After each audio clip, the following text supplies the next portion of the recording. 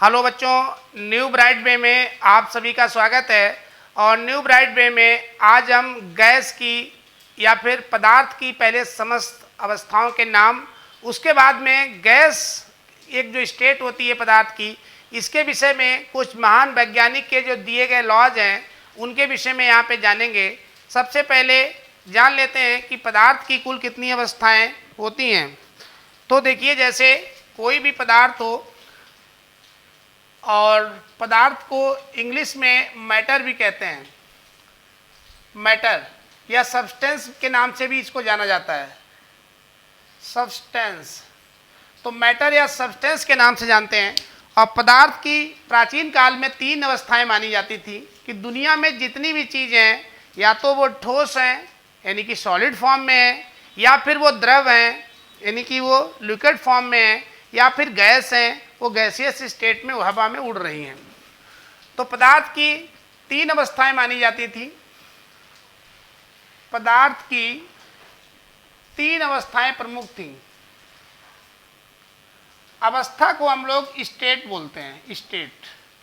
तो तीन अवस्थाएं प्रमुख थीं, जिसमें से एक थी आपकी ठोस। ठोस, दुनिया में जो चीज़ें ठोस हैं, जैसे लकड़ी है, ईंट है, पत्थर है, ये सब ठोस है, सॉलिड। तो ये एक अवस्था तो ये हुआ करती थी। दूसरी अवस्था इसकी द्रव, जो तरल चीज़ें होती हैं, जैसे पानी हो गया, तेल हो गया, ऑयल से, ये सब तरल हो गए, तो इनको लिक्विड कहते हैं, लिक्विड। और तीसरी अवस्था जो प्रमुख थी वो गैस थी। तो गैस को गैस के नाम से ही जानते हैं, इंग्लिश में भी इसको गैस ही बोलते हैं, गैसियस स्टेट। तो इस तरीके से तीन प्रमुख अवस्थाएं थीं। हालांकि अब ये 5 हो गई हैं, इसमें 2 और बढ़ गई हैं, चौथी और पांचवी 2 और बढ़ा दी गई हैं। एक इसमें प्लाज्मा आ गया है, प्लाज्मा एक नई स्टेट हो गई है, और एक बोस आइंस्टीन कंडेंसेट। तो बोस आइंस्टीन कंडेंसेट, तो ये आपकी 2 और बढ़ गई हैं। अब प्लाज्मा एक अवस्था कैसे आई है, इसको बहुत अधिक गर्म करके, तो बहुत अधिक गर्म करके ये अवस्था प्राप्त की जाती है। इसमें लाखों डिग्री सेंटीग्रेड टेम्परेचर पे प्लाज्मा तैयार होता है। तो इसका टेम्परेचर जो है वो लाखों में रहता है। जैसे कि ज्वालामुखी से निकलने वाला लावा, तो लावा जो है एक उसी का एग्जाम्पल है। और बोस आइंस्टीन कंडेंसेट को बहुत अधिक ठंडा करके, ये ठंडा करके प्राप्त की जाती है, और प्लाज्मा गर्म करके अवस्था प्राप्त की जाती है। तो इस तरीके से अब 5 हो गई हैं। लेकिन कुल अवस्थाएं यदि पूछी जाएं, किसी भी पदार्थ की जो कुल अवस्थाएं जो हैं, तो टोटल स्टेट इस समय 22 ज्ञात की जा चुकी हैं। इसमें से हम लोग आज गैसियस स्टेट का विशेष अध्ययन करेंगे। गैस अवस्था से संबंधित जितने महान वैज्ञानिक हैं उनके लॉज को यहाँ पे जानेंगे। सबसे पहले उनके नाम जानते हैं। चलिए आगे बढ़ते हैं इसमें। और पदार्थ की एक प्रमुख अवस्था जिसे गैस अवस्था कहते हैं, उसके विषय में आप समझते हैं यहाँ पे। तो गैस अवस्था के विषय में बताने वाले कई महान वैज्ञानिक हैं, उनके नाम सुन लीजिए। पहले सबसे पहले एक नियम दिया गैस अवस्था के संबंध में। तो ये गैसीय अवस्था से संबंधित नियम है, इसलिए इनको गैसीय अवस्था यानी कि गैसियस स्टेट, गैसियस स्टेट। तो इससे संबंधित जो नियम दिए हैं उनमें सबसे पहले प्रमुख वैज्ञानिक हैं रॉबर्ट बॉयल। तो सबसे पहले वैज्ञानिक आए इसमें रॉबर्ट बॉयल। तो रॉबर्ट बॉयल का नाम सबसे पहले आता है, रॉबर्ट बॉयल। रॉबर्ट बॉयल जो है, इनको बॉयल्स लॉ भी कहते हैं, इन्होंने अपना है। ये आए थे आपके 1622 ईस्वी में। तो 1622 ईस्वी में रॉबर्ट बॉयल अपना एक नियम देते हैं, जिसे बॉयल्स लॉ के नाम से जाना जाता है, जो आपका बॉयल्स लॉ के नाम से जाना जाता है, बॉयल्स लॉ। तो ये गैसों से संबंधित है, बॉयल्स लॉ। उसके बाद में फिर एक वैज्ञानिक आते हैं जिसका नाम था चार्ल्स। तो दूसरे महान वैज्ञानिक चार्ल्स चार्ल्स, तो इन्होंने ये आपके 1787 ईस्वी में अपना नियम देते हैं, इसलिए इनको चार्ल्स लॉ के नाम से जानते हैं, चार्ल्स लॉ। तो चार्ल्स लॉ, तो इनका चार्ल्स लॉ है, ये भी गैस से संबंधित है।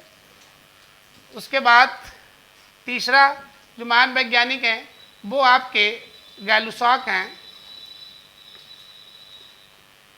गैलुसॉक। तो गैलुसॉक ये आपके 1808 ईस्वी में अपना नियम प्रस्तुत किए। तो गैलुसॉक का नियम कहलाता है, गैलुसॉक लॉ। तो ये गैलुसॉक लॉ के नाम से जाना जाता है 1808 में। चौथे इसके महान वैज्ञानिक एक आवोगाड्रो है। तो आवोगाद्रो ये आपके 1811 ईस्वी में आए और इनका आवोगाड्रो लॉ के नाम से जाना जाता है, आवोगाद्रो लॉ। तो इन्होंने ये अपना नियम प्रस्तुत किया। लास्ट में इन सभी लोगों ने मिलकर के समस्त रूप एक आदर्श गैस समीकरण बनाई, आदर्श गैस समीकरण, जिसे आइडियल गैस इक्वेशन कहते हैं, आइडियल गैस इक्वेशन। इसका जो आपकी PV = nRT काफ़ी फेमस है, PV = nRT इस नाम से। तो यहाँ तक इसको जानते हैं कि क्या है ये तो रहा वैज्ञानिक्स। अब इसमें रॉबर्ट बॉयल हों, चाहे चार्ल्स हों, चाहे गैलुसॉक हों, चाहे आवोगाड्रो हों, चाहे अदर्स, इन सभी में जो प्रमुख चीज़ है आपको ध्यान रखनी है वो अब आपको बहुत ध्यान से सुनना है। देखिए, सबसे पहले जो चीज़ है वो जो बॉयल्स लॉ है, बॉयल्स लॉ में इन्होंने टेम्परेचर को कांस्टेंट किया है। तो ये हमें ध्यान रखना है कि इसका जो T है, टेम्परेचर को इन्होंने कांस्टेंट कर दिया। और इसको भी समझने के लिए आप मेन फैक्टर पहले समझ लीजिए।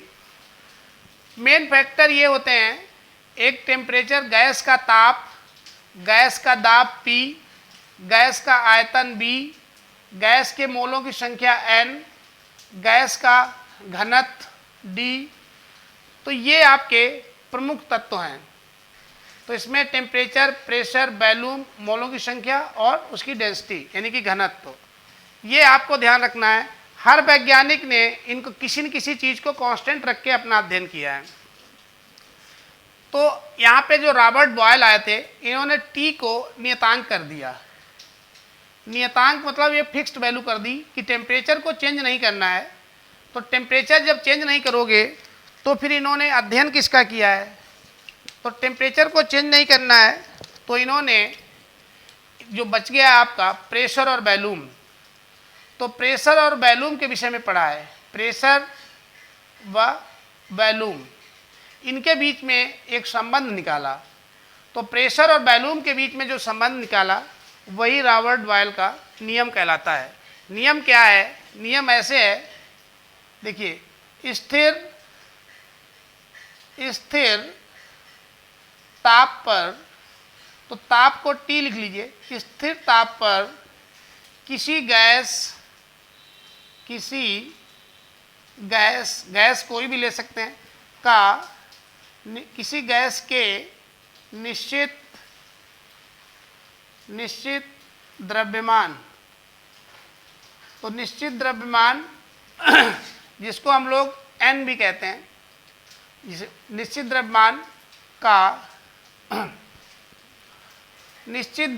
का आयतन, उसके आयतन को B, उसके मतलब गैस के दाब को आप P लिख लीजिए कि जब टेम्परेचर कांस्टेंट है, T को कांस्टेंट कर दिया है, तो उसका जो आयतन होगा दाब के साथ क्या संबंध रखेगा वो इन्होंने बताया है कि किसी चीज़ पे यदि दाब बढ़ाएंगे तो उसका वॉल्यूम पे क्या फ़र्क पड़ेगा। तो ये आपका के समानुपाती होता है। समानुपाती होता है। अब देखिए इसमें कैसे इसमें दिखाएंगे कि जो B है, B समानुपाती किसी का, देखिए प्रेशर को बढ़ाने से वॉल्यूम घटता है। प्रेशर को यदि हम बढ़ाएंगे तो ये वॉल्यूम उसका, कोई चीज़ को दबाएंगे तो वॉल्यूम घटेगा, तो ये समानुपाती नहीं होता है, ये व्युत्क्रमानुपाती होता है। तो यहाँ पे लिखिए व्युत्क्रमानुपाती होता है। तो ये इसमें इन्होंने संबंध बताया कि जो उसका आयतन है वो उसके दाब के व्युत्क्रमानुपाती होता है। तो यही इनका नियम चार्ल्स के नियम के नाम से जाना जाता है। उसके बाद में चार्ल्स आए और चार्ल्स ने यहाँ पे दाब को फिक्स कर दिया। इनका P जो है वो कांस्टेंट हो गया, तो P को नियतांक कर दिए, नियतांक यानी इन्होंने P को कांस्टेंट कर दिए। और इनका ये जब नियम लिखेंगे तो यहाँ पे लिख देंगे T जो है वो नियतांक है, नियतांक है। और वह दूसरी चीज़ क्या, वो मोलों की संख्या n, ये भी नियतांक है, मोलों की संख्या। तो ये T व मोलों की संख्या दो आपके नियतांक रहते हैं इसमें। उसके बाद में चार्ल्स लॉ, चार्ल्स लॉ में आपको सिर्फ इतना पढ़ना है कि स्थिर, देखिए यहाँ पे स्थिर दाब पर, इन्होंने दाब को स्थिर कर दिया, तो स्थिर दाब पर, दाब को P लिख लीजिए, स्थिर दाब पर किसी गैस के निश्चित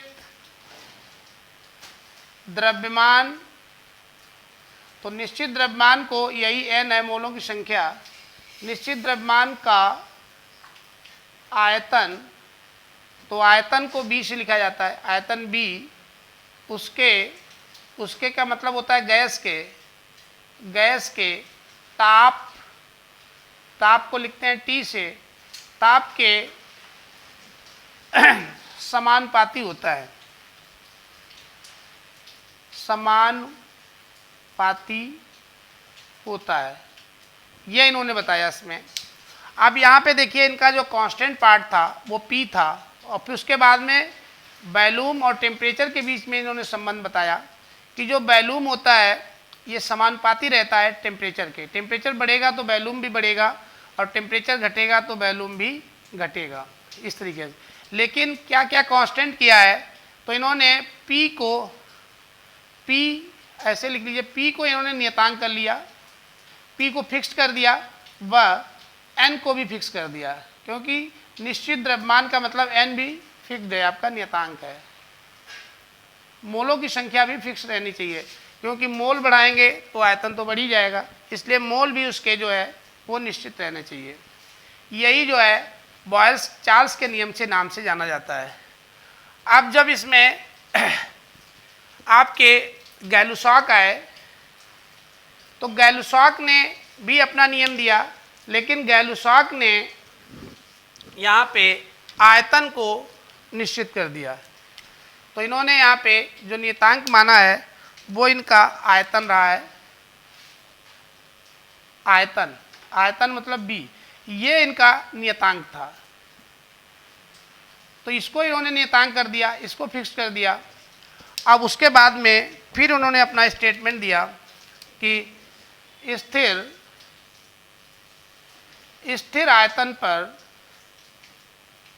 आयतन पर किसी गैस के निश्चित द्रव्यमान का दाब, दाब मतलब P, उसके ताप T, तो किसी चीज़ का ताप बढ़ाओगे और तो उसका प्रेशर भी बढ़ेगा, तो उसके ताप T के समानुपाती होता है। ये यहाँ पे आया। अब इसके विषय में यानी कि इन्होंने प्रेशर और टेम्परेचर का संबंध दिखाया, तो जो प्रेशर है वो समानुपाती होता है T के, क्योंकि नियतांक क्या कर दिया गया, यहाँ पे नियतांक था इनका आयतन B, वह दूसरा क्या था, मोलों की संख्या।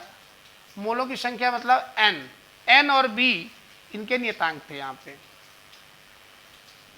तो ये संबंध इन्होंने निकाला कि टेम्परेचर को बढ़ाओगे तो प्रेशर भी बढ़ेगा यदि आयतन उसका फिक्स्ड किया गया हुआ। इसके बाद में लास्ट में एक वैज्ञानिक आते हैं आवोगाड्रो। आवोगाड्रो ने प्रेशर, इन्होंने दो चीज़ों को कांस्टेंट किया। एक था इनका, इन्होंने तो वॉल्यूम को ही रखा था ये कांस्टेंट, इनका जो था उस पर दाब यानी P और वह उसके बाद ताप T, ये दोनों को नियतांक किया गया, इन दोनों को ही निश्चित कर दिया गया। तो इन्होंने दोनों को कांस्टेंट कर दिया, तब इन्होंने संबंध निकाला है। इनके अनुसार देख लीजिए, आवोगाद्रो के अनुसार किसी यहाँ पे लिखिए स्थिर ताप व दाब पर किसी गैस के, यहाँ पे निश्चित शब्द नहीं लगाएंगे क्योंकि गैस की मात्रा को हम घटाएंगे बढ़ाएंगे, तो स्थिर ताप व दाब पर किसी गैस का आयतन B, उसके का मतलब गैस के मोलों की संख्या के समानुपाती होता है, ये बताया इन्होंने। कहने का मतलब इनका ये था कि जो मोलों की संख्या है, इसको हम लोग N से लिखते हैं, आयतन को 20 लिखते हैं, तो जो B है वो समानुपाती N। यदि मोलों की संख्या बढ़ेगी तो आयतन भी बढ़ेगा। और क्या क्या यहाँ पे नियतांक रखा है इन्होंने, आवोगाड्रो ने, तो आवोगाड्रो ने P व T ये दोनों को नियतांक कर दिया, दो इनके में भी नियतांक हैं। अब इस तरीके से आप सही से आकलन करेंगे तो सभी में दो दो चीज़ें कांस्टेंट हैं। ये इसकी सबसे मेन पकड़ है, इसी से आपको समझना है। देखिए, बॉयल ने टेम्परेचर को कांस्टेंट किया, साथ में मोलों की संख्या N भी तो कांस्टेंट है, तो दो इनके भी कांस्टेंट हैं। चार्ल्स आए, उन्होंने प्रेशर को कांस्टेंट किया, तो प्रेशर के साथ साथ मोलों की संख्या N भी तो कांस्टेंट है, तो इनके भी दो कांस्टेंट रहे हैं, इनको वेरिएट नहीं होने दिया। उसके बाद गैलुसॉक आए, तो इन्होंने आयतन को कांस्टेंट किया, तो आयतन के साथ साथ मोलों की संख्या N भी तो कांस्टेंट थी। उसके बाद आवोगाड्रो आए, आवोगाड्रो ने प्रेशर और टेम्परेचर को कांस्टेंट किया, तो इनके भी दो कांस्टेंट हो गए। तो जो बचे हैं वो वॉल्यूम और N मोलों की संख्या, तो ये यहाँ पे वेरिएबल हो गया। तो जो कांस्टेंट कर दिया वो फिक्स्ड वैल्यू में आ गया, और जो बच जाता है वो वेरिएट करता है, और वही का संबंध दूसरों के साथ देखना है। और टोटल राशियाँ मेन जो हैं वो आपकी यही चार हैं। चार में दो तो हमेशा कांस्टेंट रही हैं, बस बचती हैं दो, उनका आपस में संबंध ही इन लोगों के नियम कहलाते हैं। जैसे यदि टेम्परेचर हमने कांस्टेंट कर दिया तो N तो रहेगा ही इसके साथ। अब बच गया प्रेशर और वॉल्यूम, तो प्रेशर और वॉल्यूम के बीच में जो संबंध है वही रॉबर्ट बॉयल का है। तो किसी चीज़ पे प्रेशर जब बढ़ाओगे तो उसका वॉल्यूम घटेगा। जैसे गुब्बारा है, अब गुब्बारा को आप दबाओगे तो वॉल्यूम कम होगा। तो नियम आसान बहुत हैं। ऐसे ही आप चार्ल्स ने आए, चार्ल्स ने प्रेशर को कांस्टेंट किया, तो प्रेशर के साथ N तो कांस्टेंट रहेगा ही, तो बच गया टेम्परेचर और वॉल्यूम। उनका आयतन दिया कि किसी चीज़ का टेम्परेचर बढ़ाओगे तो वॉल्यूम बढ़ेगा ही। तो सब में दो दो कांस्टेंट हैं और दो ही वेरिएबल बचते हैं। उन दो वेरिएबल्स के बीच में जो संबंध है वही इन लोगों के लॉज हैं। अब ये सबका था शॉर्ट एक्सप्लेनेशन। अब इसके बाद चलते हैं इनके लॉन्ग एक्सप्लेनेशन की तरफ, क्योंकि जो आदर्श गैस समीकरण है उसमें सभी को मिला के बनाया गया है। सभी ने मिला के आदर्श गैस समीकरण PV = nRT की रचना की है। चलिए तो नेक्स्ट आगे चलते हैं। चलिए अब इसमें हम लोग पढ़ते हैं रॉबर्ट बॉयल्स का जो लॉ, उसके एक्सप्लेनेशन उस पर न्यूमेरिकल्स के लिए कई सारे फार्मूलेज, साथ में उसका ग्राफी रिप्रेजेंटेशन। तो रॉबर्ट बॉयल को अब यहाँ पे थोड़ा एक्सप्लेन करते हैं। तो रॉबर्ट बॉयल का नियम, तो रॉबर्ट बॉयल का नियम, इसको अब हमें पढ़ना है। तो रॉबर्ट बॉयल का नियम, अब यहाँ पे मैंने पहले ही बता रखा था कि आपको कितनी चीज़ें ध्यान देनी है। देखिए, एक सबसे महत्वपूर्ण है, ये 4 फैक्टर आपको ध्यान देने हैं। एक टेम्परेचर, एक प्रेशर, एक आपका वॉल्यूम, ये सब गैस के हैं। गैस का टेम्परेचर, गैस का प्रेशर, गैस का वॉल्यूम, गैस के मोलों की संख्या n, और ये चार पहले मुख्य रखिए, यही 4 मेन है। लास्ट में एक आपका और जोड़ेंगे, वो होता है घनत्व d, इसको अलग रखना है। तो इस तरीके से सारे लॉज इसी पे चलने हैं। अब यहाँ पे रॉबर्ट बॉयल, हर वैज्ञानिक ने 2-2 चीज़ों को कांस्टेंट रखा है और 2 चीज़ें जो बच जाती हैं उनके विषय में संबंध निकाले हैं। अब देखिए, सबसे पहले रॉबर्ट बॉयल का नियम। तो रॉबर्ट बॉयल के अनुसार स्थिर ये टी, इन्होंने टी को फिक्स किया स्थिर ताप पर। तो ताप टी को इन्होंने स्थिर कर दिया। तो स्थिर ताप पर किसी गैस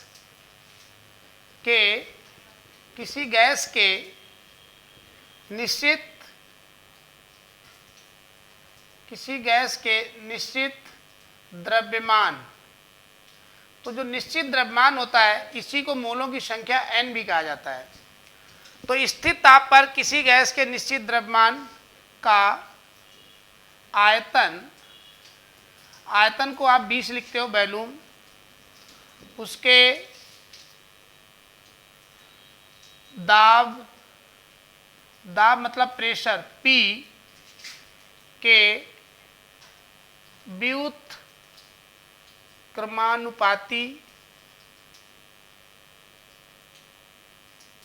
तो व्युत्क्रमानुपाती मतलब इन्वर्सली प्रोपोर्शनल, व्युत्क्रमानुपाती होता है।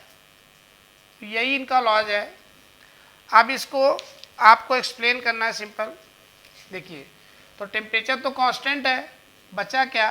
प्रेशर और वॉल्यूम। तो 2 चीज़ें बचती हैं। तो जो वॉल्यूम होता है, आयतन, वो प्रेशर के व्युत्क्रमानुपाती है, मतलब प्रेशर बढ़ने से वॉल्यूम घटता है। ये बात रॉबर्ट बॉयल ने बताई थी। तो इन 4 चीज़ों में 2 फिक्स की गई हैं। कौन कौन सी स्थिरांक हैं?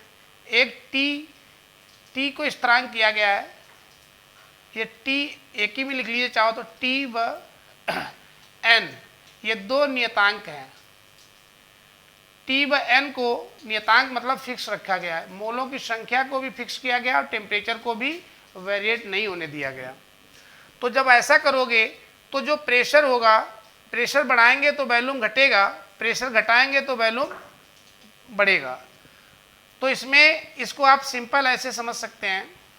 देखिए, ये सिलेंडर है कोई, ये सिलेंडर ले लीजिए और इस सिलेंडर में एक पिस्टन लगा लीजिए जो इस पर चल सकती हो। तो ये इस पर एक पिस्टन लगा हुआ है जो इस पर मूवेबल है।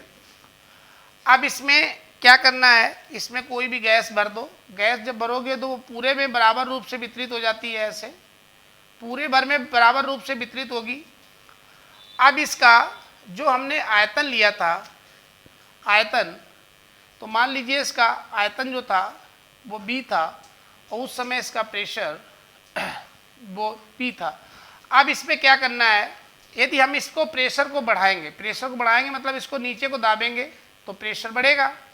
तो जब प्रेशर बढ़ाएंगे तो गैस के अणु पास सिकुड़ेंगे नीचे।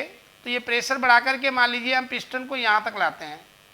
तो पिस्टन जो हमारी ये वाली यहाँ से हटके यहाँ तक आ गई, ये पिस्टन आ गई, तो इतना आयतन ये कम हो गया। कब? जब प्रेशर को बढ़ाया तो आयतन उसका, ये वाला आयतन जो V है ये घटता है प्रेशर बढ़ने से। और यदि प्रेशर घटाएंगे तो ये पिस्टन ऊपर भागेगा, यहाँ तक आ जाएगा। तो ये देखिए आयतन का मान जो है वो बढ़ जाएगा। क्योंकि गैस दबाने से सिकुड़ जाती है और प्रेशर हटा लेने से फैलती है। तो यही इनका नियम था। अब इसमें ये प्रोपोर्शनल है, इसको बराबर कर लीजिए। तो यदि आप इसको बराबर करेंगे तो V इक्वल टू, यहाँ एक नियतांक डाल दीजिए K और ये 1/P, P को उधर भेज दीजिए तो PB is equal to K, ये एक दूसरा समीकरण आ गया।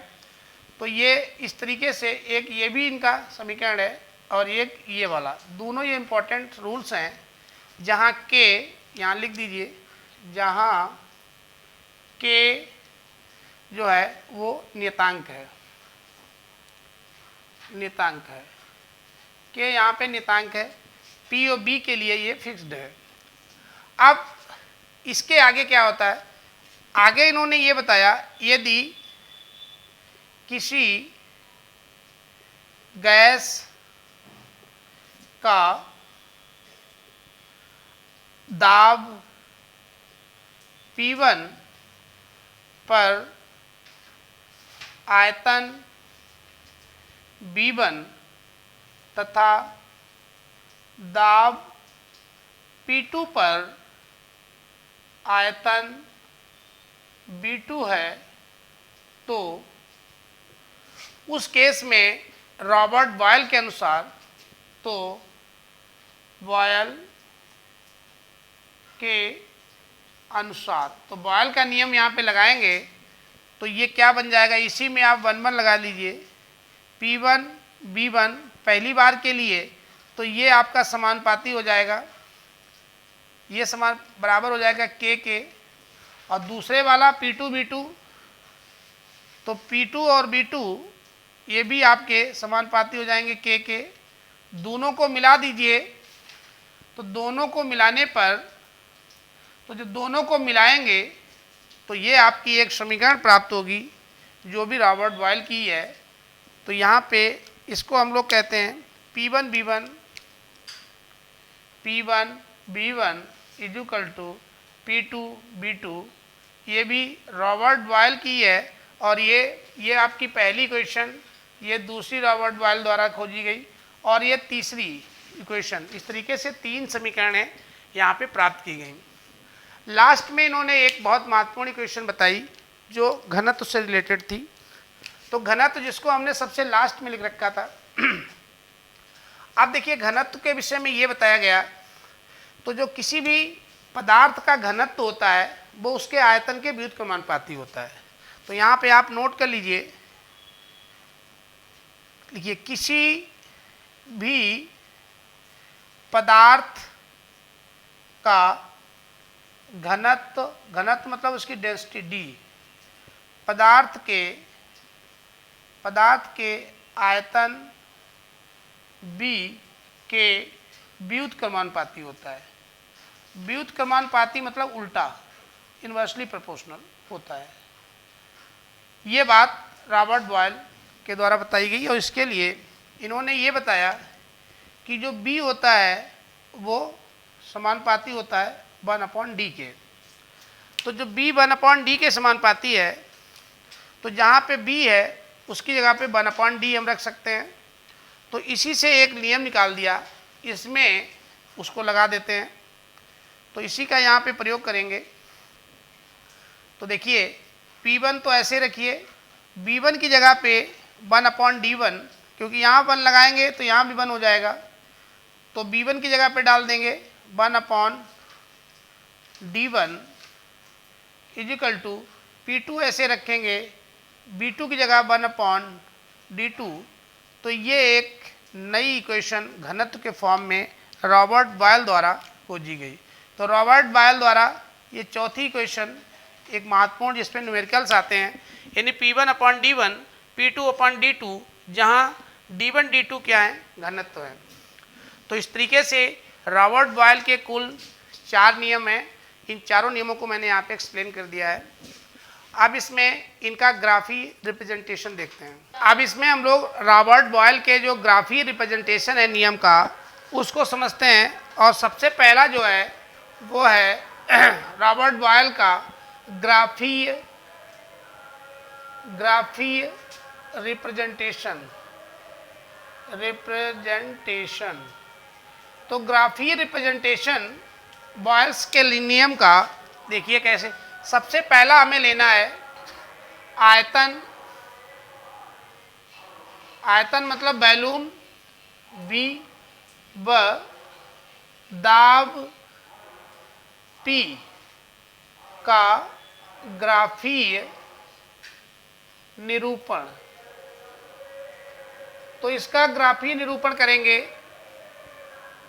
अब ये कैसे करना है, इसके लिए एक सिंपल ग्राफ बना लीजिए ऐसे। ये यहाँ पे आप इस साइड में आप आयतन ले लीजिए, ये वॉल्यूम है आपका। वॉल्यूम मतलब आयतन हो जाएगा इधर बी, ये ऊपर की तरफ लेना है, और इधर नीचे आपका दाब यानी कि प्रेशर, ये पी हो जाएगा इधर।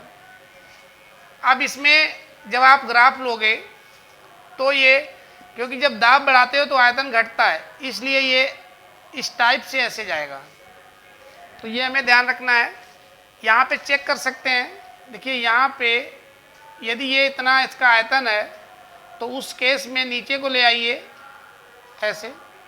ये देखो दाब कितना है, दाब थोड़ा ही है, और जैसे जैसे यहाँ पे आए दाब का मान बढ़ा, ये देखो दाब यहाँ से वैल्यू, ये दाब का ग्राफ ज़्यादा लंबी दूरी बढ़ी तो देखिए आयतन घट के नीचे आ गया। तो दाब बढ़ता है तो आयतन कम हो जाता है। आप ए और बी दो ही बिंदुओं पे देख के चेक कर सकते हैं। क्योंकि बिंदु ए पे दाब देखिए यहाँ पे, यहाँ 0 से सब स्टार्ट है, तो कि दाब बहुत कम है तब आयतन बहुत ज़्यादा हो गया। तो इस तरीके से इसमें ये दाब और आयतन का ग्राफीय रिप्रेजेंटेशन है। इस पर चाहें तो आप नंबर भी डाल सकते हैं। यहाँ पे जैसे लिख लीजिए 10, 20, 30, 40, ऐसे इधर लिख लीजिए 10, 20, 30, 40 और ये 50। तो जब दाब इसका 10 है उसमें आयतन इसका 50 चला गया, और जब इसका दाब 30 हुआ, यहाँ पे नोट करिए बिंदु ए पर, बिंदु ए पर। अब बिंदु ए पे देखिए तो यहाँ पे दाब कितना है 10, तो प्रेशर है इसका 10 बार, मान लीजिए 10 बार है, और उस केस में इसका आयतन कितना है बी इसका 50, तो 50 है सेंटीमीटर क्यूब जो भी हो। उसके बाद बिंदु, ये आपका ए पर हो गया। बिंदु बी पे देखिए, तो बिंदु बी पे देखेंगे तो प्रेशर हमारा जो है वो यहाँ पे देखिए 30 है, तो प्रेशर 30 है तो इस पे आयतन 20 रह गया। तो आयतन जो है वो आपका 20 रह गया। तो जैसे दाब बढ़ा तो वॉल्यूम घट गया, यहाँ दाब कम था तो वॉल्यूम अधिक था। तो इस तरीके से हम यहाँ पे चेक कर सकते हैं इसको। तो ये कहलाता है दाब व आयतन का ग्राफ। उसके बाद में भिन्न भिन्न तापों के लिए दूसरा जो है भिन्न भिन्न तापों के लिए, ताप मतलब टेम्परेचर के लिए आयतन यानी बी और दाब पी ग्राफ। तो भिन्न भिन्न टेम्परेचर के लिए, टेम्परेचर मतलब टी के लिए बी और पी में ग्राफ देखेंगे तो देखिए कैसा जाता है। तो उसमें जब देखेंगे तो ऐसे इस तरीके से आपको ये दिखेगा। ये मान लेते हैं ये हमारा T1, ये T2 और ये T3। यहाँ पे T3 सबसे ज़्यादा है, फिर T2 का नंबर है, फिर उसके बाद में T1 सबसे कम है। नीचे वैसे ही लेना है। P को हमने प्रेशर को नीचे ले रखा है, बैलून को इधर साइड ले रखा है। अब इसमें भिन्न भिन्न टेम्परेचर पे हम चेक करेंगे तो हमें क्या प्राप्त होता है। मान लीजिए हमने 200 सेंटीग्रेड पे लिया तो ये जा रहा है। 400 पे देखेंगे तो ये ग्राफ और ऊपर उठ गया। उसके बाद यहाँ पे 600 डिग्री सेंटीग्रेड पे देखेंगे तो ग्राफ और चला गया। इसको चेक कैसे कर सकते हैं कि टेम्परेचर बढ़ने पे आयतन बढ़ता है। अब देखिए इसका पोजीशन, इसका टॉप पॉइंट ऊपर जा रहा है क्योंकि आयतन टेम्परेचर बढ़ने से बढ़ जाता है, और जैसे टेम्परेचर डाउन होता है तो आयतन भी देखिए डाउन हो गया। जैसे टेम्परेचर बढ़ रहा है तो ये आयतन बढ़ रहा है, इधर से इसको मिलाएंगे ऐसे सीधे करके देख लेंगे, टेम्परेचर और बढ़ गया तो ग्राफ और ऊपर चला गया। तो टेम्परेचर बढ़ाने से आयतन बढ़ता है, ये यहाँ पे वैल्यूज लिखी हुई है। तो ये भिन्न भिन्न तापों पर टेम्परेचर और प्रेशर का ग्राफ है, प्रेशर और वॉल्यूम का ग्राफ है। इसके बाद में हम लोग एक और ग्राफ इसमें देखते हैं, तीसरा एक महत्वपूर्ण ग्राफ जिसको आयतन बी तथा 1/P के का यहाँ पे लीजिए का ग्राफीय निरूपण। तो का ग्राफीय निरूपण करेंगे यहाँ पे, तो एक ग्राफ यहाँ पे लेंगे b और 1/P के फॉर्म में। तो यही देख लीजिए, एक मिनट, इसमें ये ग्राफ हमने बनाया, ऊपर हमको यहाँ पे b ही लेना है और ये बहुत समझने वाला ग्राफ है। यहाँ इधर साइड नीचे हम इसमें 1/P ले रहे हैं, ये इधर की तरफ। अब देखिए b और 1/P लेंगे यानी दाब का उल्टा।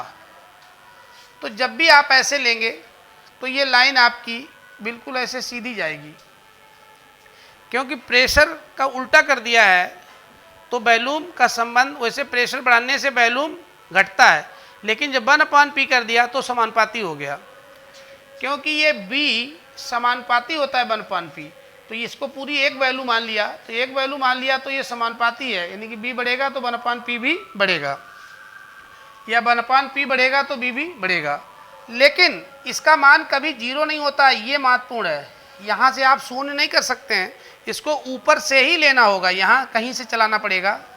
कारण यह है कि यदि हम ग्राफ को यहाँ से चालू करेंगे तो इसके मतलब गैस का आयतन शून्य हो जाएगा, और यदि हमने गैस उसमें ले रखी है तो गैस का आयतन तो कभी शून्य हो ही नहीं सकता। गैस का आयतन b = 0 तो कर ही नहीं सकते हैं, b 0 कर देने पर n हमारे जो मोलों की संख्या है वो शून्य हो जाएगी। तो गैस में जो उसके मोलों की संख्या है वो शून्य हो जाएगी, इसलिए इसको आगे से लिया जाता है। और 1/P का मतलब है प्रेशर का उल्टा, तो 1/P यानी प्रेशर का रिवर्स किया गया, अर्थात प्रेशर बढ़ाएंगे तो वॉल्यूम बढ़ेगा। इसका मतलब ये है प्रेशर घटाएंगे तो वॉल्यूम घटेगा, क्योंकि टोटल चीज़ को आप एक कोई मान लीजिए x, तो ये b समानुपाती x ऐसे समझ सकते हैं। तो अब x बढ़ेगा तो b भी बढ़ेगा, x घटेगा तो b भी घटेगा, इसलिए सीधी लाइन जा रही है। तो ये है आयतन b और 1/P का ग्राफीय निरूपण। एक इसमें और एक महत्वपूर्ण ग्राफ है, अब इनको मिटाने के बाद उसको लिखते हैं। का बोथ P और B, Pb मतलब दाब, चाहे तो लिख लें दाब B ब आयतन दाब P ब आयतन B, और किसके साथ में लेना है आपका P, मतलब दाब P के साथ ग्राफीय निरूपण। तो इसके साथ में ग्राफीय निरूपण करेंगे तो क्या आता है।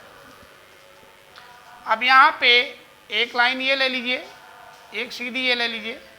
यहाँ पे हमें P और B, Pb = कांस्टेंट आया था वो लेना है, और नीचे हमको प्रेशर के साथ देखना है, प्रेशर, यहाँ पे प्रेशर लेना है। जब हम ऐसा करेंगे तो ये भिन्न भिन्न टेम्परेचर के लिए बॉयल्स ने अलग अलग प्राप्त किया। एक ये सीधी लाइन जाता है, क्योंकि Pb कांस्टेंट होता है तो प्रेशर के साथ ये सीधी लाइन जाएगी, न घटेगी न बढ़ेगी। लेकिन ये भी Pb एकदम 0 से शुरू नहीं हो सकता, क्योंकि आयतन एकदम शून्य नहीं जाएगा। ऐसे ये चीज़ भिन्न भिन्न टेम्परेचर पे ली गई है, T1 T2। यहाँ पे भी T2 > है T1 से, ये हमें ध्यान रखना है, क्योंकि टेम्परेचर बढ़ता है तो Pb का गुणनफल भी बढ़ जाता है। तो इसलिए ये इसका एक महत्वपूर्ण संबंध है जो Pb और B के बीच में है।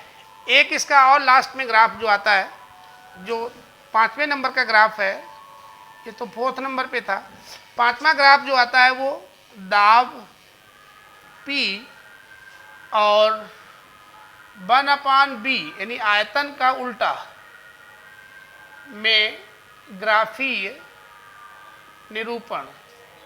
तो इसमें ग्राफी निरूपण करेंगे तो देखिए क्या जाएगा ये। तो ये एक लाइन ले लीजिए, एक सीधे ये, यहाँ पे हमें प्रेशर लेना है और यहाँ पे 1/b लेना है, यानी वॉल्यूम का उल्टा। और ये भी 0 से स्टार्ट नहीं होगा, ये भी डिफरेंट टेम्परेचर के लिए निकालोगे तो डिफरेंट ग्राफ प्राप्त होंगे ऐसे। ये T1 के लिए, ये T2 के लिए और ये T3 के लिए। यहाँ पे भी T3 जो है ग्रेटर है T2 से और T2 ग्रेटर है T1 से। तो ये यहाँ का रिलेशन है, इस तरीके से ये प्राप्त होता है। क्योंकि यदि हम प्रेशर बढ़ाएंगे तो 1/वॉल्यूम मतलब उसका रिवर्स ही तो है। तो प्रेशर का संबंध 1/b से है, बात तो वही है, ये समानुपाती में आ गया। तो ये बढ़ेगा तो ये भी बढ़ेगा, इसलिए स्ट्रेट लाइनें मिल रही हैं डिफरेंट टेम्परेचर के लिए। लेकिन टेम्परेचर बढ़ाएंगे तो ये उसका प्रेशर इंक्रीज करेगा, तो प्रेशर की तरफ ग्राफ भागता है, यानी कि प्रेशर उसका, इसका ये प्रेशर, इसका ये बढ़ जाता है। इस तरीके से ये टोटल इतने बॉयल्स के ग्राफ हुए। अब इसमें हम लोग आगे बढ़ते हैं नेक्स्ट चार्ल्स पे। अब रॉबर्ट बॉयल के बाद में चार्ल्स का दूसरा नियम जो गैस से संबंधित है, अब हम लोग इसका फुल एक्सप्लेनेशन जानेंगे यहाँ पे। तो चार्ल्स ने ये बताया था कि स्थिर का मतलब होता है कांस्टेंट, स्थिर दाब पर, दाब को हम लोग कहते हैं P, स्थिर दाब पर किसी गैस के निश्चित द्रव्यमान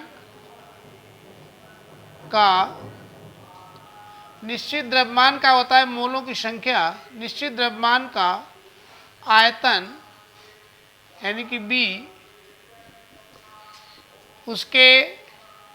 उसके का मतलब यहाँ पे गैस से होता है, गैस के ताप T के समानुपाती होता है, समानुपाती होता है। क्योंकि यदि हम टेम्परेचर बढ़ाएंगे तो वॉल्यूम भी उसका बढ़ेगा यदि प्रेशर फिक्स होगा। तो ये बन जाएगा, रूल क्या निकलेगा कि जो B है, B यानी कि जो आयतन है, ये समानुपाती आएगा T के। क्या नियतांक किया गया है, यहाँ पे जो नियतांक हैं वो 2 हैं, सब में 2 नियतांक हैं, एक आपका P और दूसरा N। तो 2 को नियतांक रखा गया है, N मोलों की संख्या, P उसका मेजर्ड वैल्यू दाब है। तो पहला नियम तो ये निकाला। अब इसमें आगे थोड़ा इसको आप बराबर कर लीजिए। तो P प्रोपोर्शनल हटाएंगे तो कोई कांस्टेंट डाल देंगे T को इधर ले आइए, तो B/T = K, एक लॉज आपका ये बन जाता है। तो ये है आपका चार्ल्स का नियम। तो पहला नियम तो यही है, दूसरा वाला ये हो जाता है। तीसरा इन्होंने एक और बताया था कि यदि किसी गैस का आयतन B1 तथा ताप T1 और यदि आयतन B2 तथा ताप T2 हो तो उस समय चार्ल्स का नियम कैसे बनेगा। तो ये आपका दूसरा इसमें है, तो इसी में 1 लगा दीजिए। तो B1/T1 ये = आप एक कांस्टेंट हो जाएगा, और दूसरा B2 या तो इसी में ले लिए, B2/T2 = K, दोनों को आप मिला दीजिए तो आ जाएगा B1/T1 = B2/T2। ये भी चार्ल्स का ही नियम है, और ये तीसरा महत्वपूर्ण नियम जो न्यूमेरिकल के लिए बड़ा इंपॉर्टेंट रहता है। इस तरीके से चार्ल्स के ये समस्त 3 फार्मूले यहाँ पे निकल आए हैं। अब इसके बाद चार्ल्स के द्वारा इनका ग्राफी रिप्रेजेंटेशन, तो ग्राफी रिप्रेजेंटेशन को इसमें देख लीजिए कि इनका जो ग्राफी रिप्रेजेंटेशन है वो क्या है। तो इसको ग्राफ पे दिखाने के लिए आपको जो इनका नियम है, प्रेशर तो कांस्टेंट कर दिया था, तो जब प्रेशर कांस्टेंट कर दोगे तो टेम्परेचर और वॉल्यूम पे ही आएगा। तो ताप T तथा आयतन B का ग्राफीय निरूपण, तो इनका निरूपण करोगे यहाँ पे। इसके लिए एक ग्राफ ऐसे ले लीजिए, यहाँ पे आप इसका V आयतन ले लीजिए और नीचे T टेम्परेचर, इस तरीके से। तो इसको BT ग्राफ भी बोलते हैं, शॉर्टकट में इसको BT ग्राफ भी कहते हैं। अब यहाँ पे प्रेशर को कांस्टेंट रखा गया है, तो ये जैसे जैसे टेम्परेचर बढ़ेगा तो वॉल्यूम भी उसका बढ़ेगा, क्योंकि प्रेशर जो है वो कांस्टेंट है। भाई ये सिलेंडर है, अब इस सिलेंडर में ये हमारा पिस्टन लगा हुआ है। अब इस पिस्टन को, दाब को हमें यदि नियत रखना है, तो जैसे जैसे इसका हम प्रेशर बढ़ाएंगे तो प्रेशर बढ़ने से इसका आयतन भी बढ़ेगा, यानी कि ये पिस्टन ऊपर की तरफ भागेगा। तो ऊपर की तरफ भागेगा तभी ये कांस्टेंट हो पाएगा। तो इस तरीके से यहाँ से एक ऐसे सीधी लाइन प्राप्त होती है। अब ये चीज़ आपको विशेष ध्यान देनी है कि ये चीज़ एकदम से जीरो से स्टार्ट नहीं हो सकती है।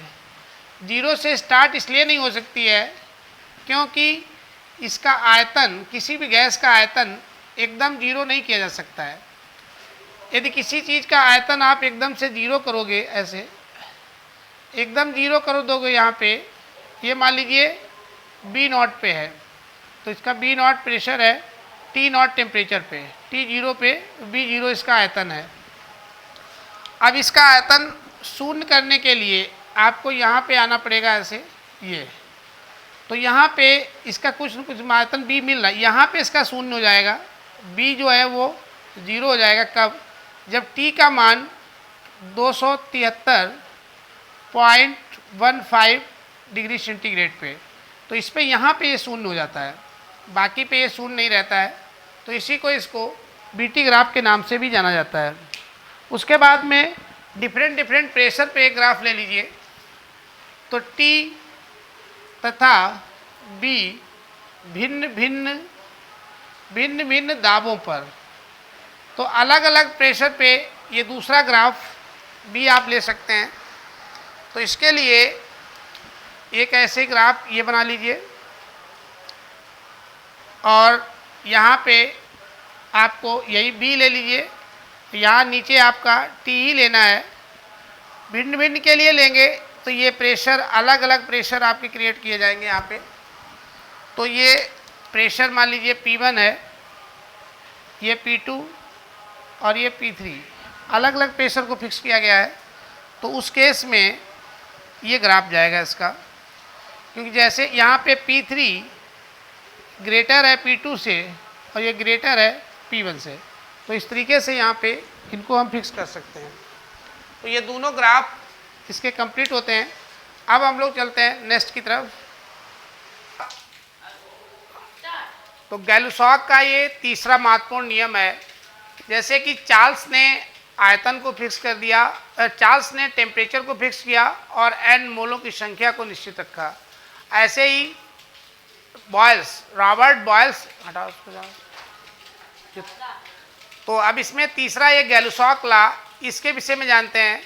गैलुसॉक ने इसमें आयतन को, एक आयतन यानी गैस का जो आयतन होता है, आयतन B ब मोलों की संख्या, तो गैस के मोलों की संख्या n, इन दो को नियतांक कर दिया था। तो गैलुसॉक के अनुसार किसी गैस के निश्चित आयतन पर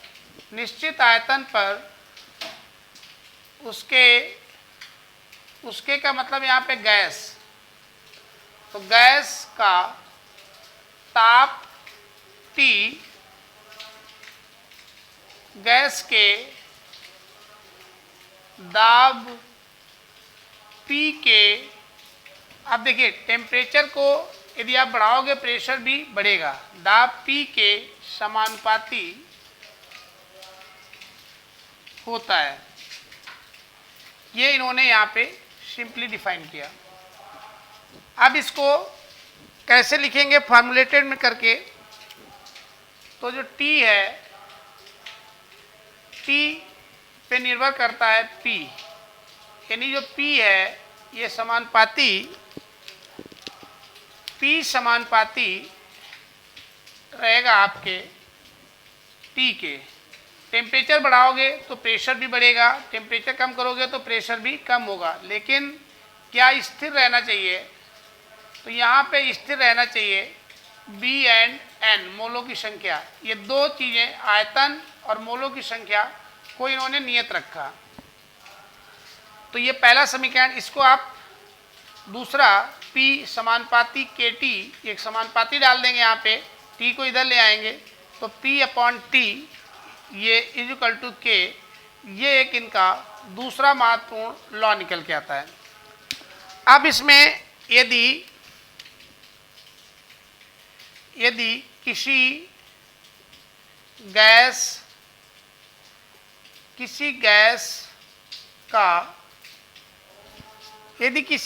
का दाब P1 पर आयतन T1 तथा दाब P2 पर आयतन T2 हो, तो उस केस में P1 अपॉन T1 इसी में वैल्यू लगा दीजिए is equal to P2 upon T2। ये एक तीसरा महत्वपूर्ण फार्मूला यहाँ से निकल के होता है। इस तरीके से गैलुसॉक ने वैल्यूम को स्थिर रखा और मोलों की संख्या को भी फिक्स कर दिया, क्योंकि इसमें वैल्यूम तभी स्थिर रह पाएगा जब मोलों की संख्या फिक्स्ड होगी ऑलरेडी। तो ये इनका संबंधी गैलुसॉक का नियम कहलाता है। अब इससे संबंधित जो ग्राफ है, इनका ग्राफीय रिप्रेजेंटेशन भी साथ में ही देख लीजिए। तो गैलुसॉक का जो ग्राफीय रिप्रेजेंटेशन है उसको हम यहीं पे बना दे रहे हैं, ग्राफीय रिप्रेजेंटेशन। तो इसका ग्राफ जो है वो P और T में आएगा, यानी प्रेशर और T टेम्परेचर ग्राफ। तो इसके लिए एक ऐसे ले लीजिए, यहाँ पे आप प्रेशर ले लीजिए, एक तरफ साइड में टेम्परेचर ले लीजिए। तो यहाँ पे मान लीजिए हमारा टेम्परेचर हो गया, इधर साइड में प्रेशर है। अब इस केसेस में जब आप एक चीज़ को बढ़ाओगे तो दूसरा भी बढ़ता है। तो इस तरीके से ये कांस्टेंट लाइन आपको ऐसे प्राप्त होंगी। अब ये कांस्टेंट लाइन भिन्न भिन्न इसके किस पे आएंगी, आपके वैल्यूम पे आएंगी, B1, B2, B3। लेकिन ये ध्यान रखिएगा कि यहाँ पे B1 बड़ा है B2 से और B2 बड़ा है, मतलब ये B3 सबसे छोटा है।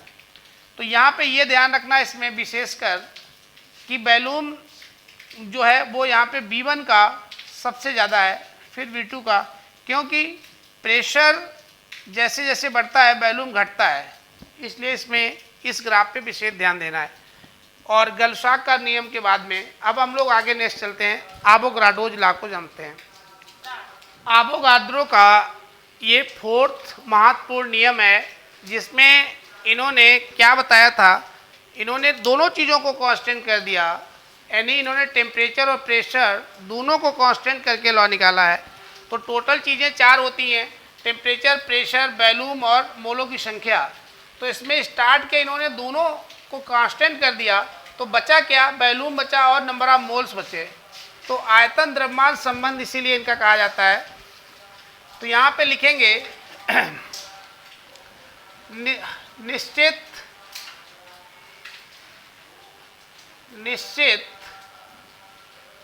ताप T तथा दाब आपका P पर किसी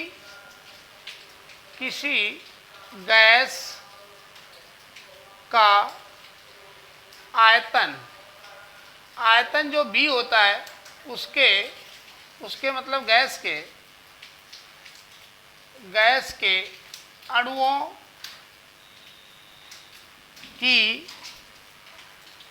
संख्या अणुओं की संख्या को हम लोग n से लिखते हैं, के समानुपाती होता है। यही इनका लॉज है। तो कहने का मतलब ये है कि इसमें जो B होगा ये समानुपाती रहेगा n के, लेकिन स्थिरांक क्या है? तो जो स्थिरांक है जिनको नियत किया गया है वो आपके दो हैं। एक तो है ताप T और दूसरा है दाब P। तो दोनों को नियत किया गया तो उस समय आयतन मोलों की संख्या के समानुपाती होता है।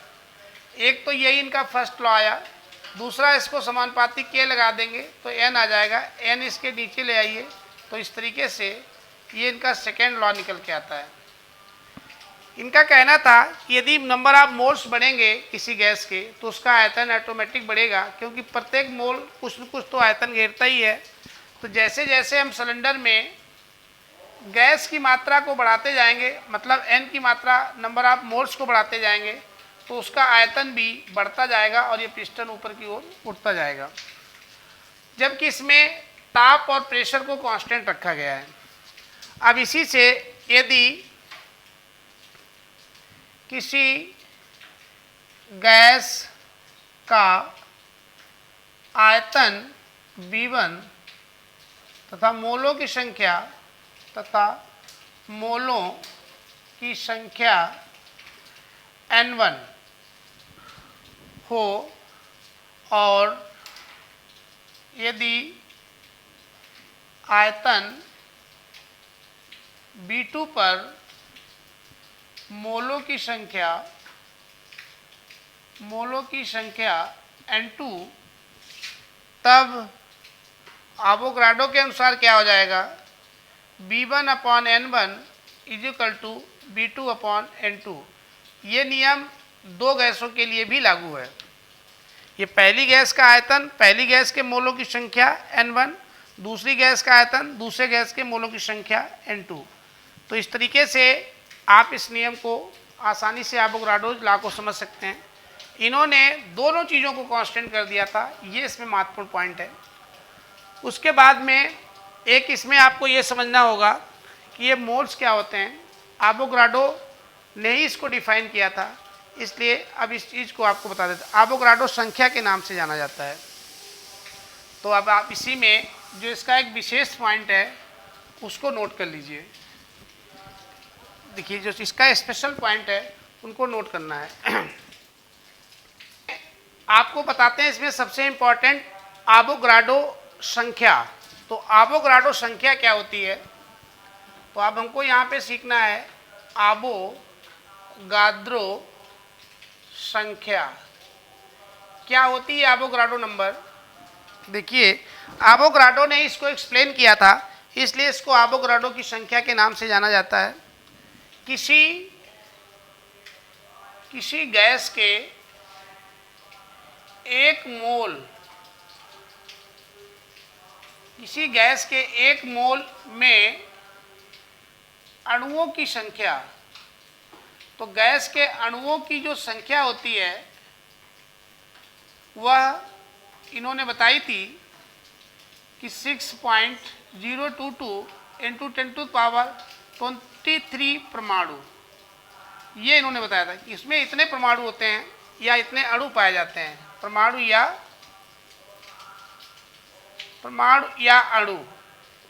तो एक मोल में 6.022 × 10⁻23 परमाणु या अणु, तो इसको आप ऐसे भी लिख सकते हैं 1 मोल = 6.022 × 10⁻23, चाहे आप इसमें परमाणु भी कह सकते हैं गैस के या फिर अणु। तो इसे 1 मोल कहा जाता है, और वो भी स्टैंडर्ड टेम्परेचर और प्रेशर पे, क्योंकि जो गैस का आयतन होता है वो मोलों की संख्या के समानुपाती होता है। तो गैस का जो आयतन है वो उसके मोलों की संख्या के समानुपाती है, लेकिन ये स्टैंडर्ड टेम्परेचर और प्रेशर, स्टैंडर्ड टेम्परेचर और प्रेशर, क्योंकि इन्होंने टेम्परेचर और प्रेशर दोनों को कांस्टेंट कर रखा था एक स्टैंडर्ड वैल्यू पे। तो स्टैंडर्ड टेम्परेचर और प्रेशर क्या होता है वो जान लीजिए। तो इस टीपी पर जो ताप होता है, जो टेम्परेचर लिया जाता है टी, वो आपका 273.15 के, ये, या इस पे जो दाब होता है, दाब आपका 1 बार या इसको 10⁵ पास्कल, ये आपका स्टैंडर्ड टेम्परेचर और प्रेशर रहता है। तो इतने पे आप जब जाएंगे तो ये उसके स्टैंडर्ड टेम्परेचर और प्रेशर में काउंट किया जाता है। और इस पे जो आयतन होगा, 1 मोल गैस का जो आयतन रहता है स्टैंडर्ड टेम्परेचर प्रेशर पे, इसी टीपी पर, एस टीपी पर, तो वो आपका 22.4 लीटर पर मोल रहता है।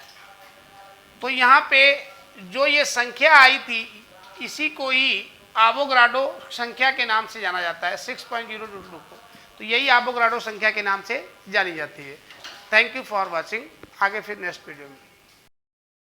इसके बाद में हम लोग यहाँ पे समझते हैं आदर्श गैस समीकरण, या इसे संयुक्त गैस नियम भी कहते हैं। एक्चुअल में आदर्श गैस समीकरण ये एक संयुक्त नियम ही है, जिसमें बॉयल्स लॉ, चार्ल्स लॉ और आवोगाड्रो के नियम को मिलाकर के निकाली गई है, इसीलिए इसे संयुक्त गैस नियम भी कहते हैं। इसलिए क्या है ये नियम, या क्या है आदर्श समीकरण? किसी गैस के आयतन, उसके आयतन मतलब ये बी हो जाएगा, बी, उसके ताप T तथा दाब P के संबंध को दर्शाती है।